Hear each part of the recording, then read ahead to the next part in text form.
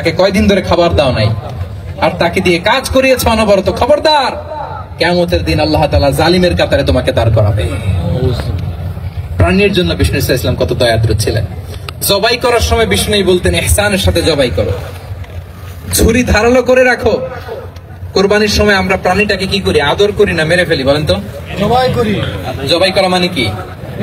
মেরে ফেলতেছি। বিষ্ণু বলেন, ইদা কাতালতুম ফাহসিনুল কিতলা, মারবা ঠিক আছে, কিন্তু মন মতো না, ইহসানের সাথে কতল করো। ওয়ালিউহিদ্দা আহাদুকুম শাফরাতাহু ওয়ালইয়ারিহ যাবিহাতাহু, ছুরিটাকে ধার করে রাখো যাতে করে খুব সহজে তার রূহটা বের হয়ে যায়। সুবহানাল্লাহ। দেখেন, আমরা নিজেদের সাথে একটু মিলাই। বাংলাদেশে দেখেন তো, কুকুর একটা দেখলে আমরা কি করি? হ্যাঁ, হয় লাথি না একটা ঢিল। বিড়াল দেখলে কি করি? হয় দাবরানি দেই, নয় দৌড়ানি দেই। এরকম আছে না নাই? উন্নত দেশগুলোতে দেখবেন রাস্তার মাঝখানে একটা ছোট্ট সাপ, পুরো হাইওয়েতে সবগুলো গাড়ি থেমে গিয়েছে একটা হাঁসের বাচ্চা বাঁচানোর জন্য, একটা সাপের বাচ্চা বাঁচানোর জন্য। আর আমরা পাখির মতো মানুষকে গুলি করে মারি। মানুষকে আমরা গুলি করে মারি পাখির মতো নির্বিচারে। প্রিয় ভাইরা, বিষ্ণু ইসলাম প্রাণীর প্রতি আমাদেরকে দয়াদ্র হতে বলেছেন। তাহলে বিশ্বনবীর আচরণ কেমন ছিল একটা ওভারঅল ধারণা আপনারা পেয়েছেন? প্রিয় ভাইরা, শিশুদের সাথে কোমল আচরণ করবেন তো আপনারা? আদর করবেন, চুমো দিবেন, কোলে নিবেন, হ্যাঁ, ভুল করলে শুধরে দিবেন, পারবেন?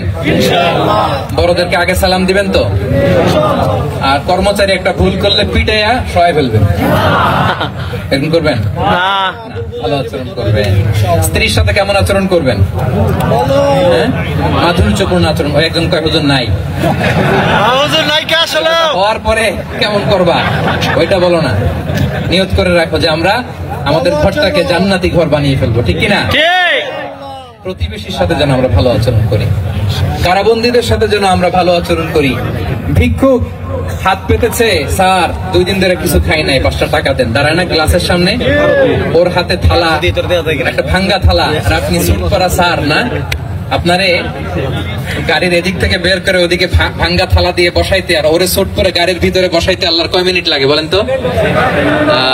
খবরদার, ফরিয়াদির সাথে যেন আমরা খারাপ আচরণ না করি, ইনশাআল্লাহ। শত্রুদের সাথে যেন খারাপ আচরণ না করি, কোন প্রাণীর প্রতিও যেন আমরা জুলুম না করি। প্রিয় ভাইরা, বিশ্বনবী এত মাধুর্যপূর্ণ আচরণ করতেন, শত্রু বন্ধু হয়ে যেত। আর আমাদের আচরণ দেখে আমার বন্ধু আমার শত্রু হয়ে যায়, ঠিক কিনা? আমরা যেন আমাদের আখলাককে শুধু নামাজ, হাজী সাহেব ইবাদত করি, কিন্তু মানুষের সাথে বাজে আচরণ করি, এমনটা যেন না হয়। আমরা যেন সুন্দর আচরণ করে বিশ্বনবীর শেখানো পন্থা এরকম মাধুর্যপূর্ণ আচরণের অধিকারী হয়ে ফি আ'লাল জান্নাতি গরাফা, বিষ্ণু বলেছেন জান্নাতের সর্বোচ্চ স্তরে তারা অ্যাপার্টমেন্ট পাবে। ওই অ্যাপার্টমেন্টের অধিকারী যেন আমরা হতে পারি। আল্লাহ তৌফিক দান করুন। আল্লাহ তাআলা আমাদের সবাইকে কথাগুলো বোঝার আমল করার তৌফিক দান করুক।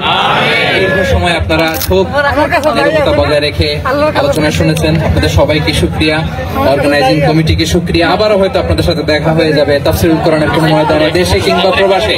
আল্লাহ তাআলা আপনাদের সবাইকে ভালো রাখুন, সুস্থ রাখুন, নিরাপদে রাখুন। হাযা মা ইনদি ওয়াল ইলমু ইনদাল্লাহ, আলাইহি তাওয়াক্কালতু ওয়া ইলাইহি উনী। ওয়াসসালামু আলাইকুম ওয়া রাহমাতুল্লাহি ওয়া বারাকাতুহু।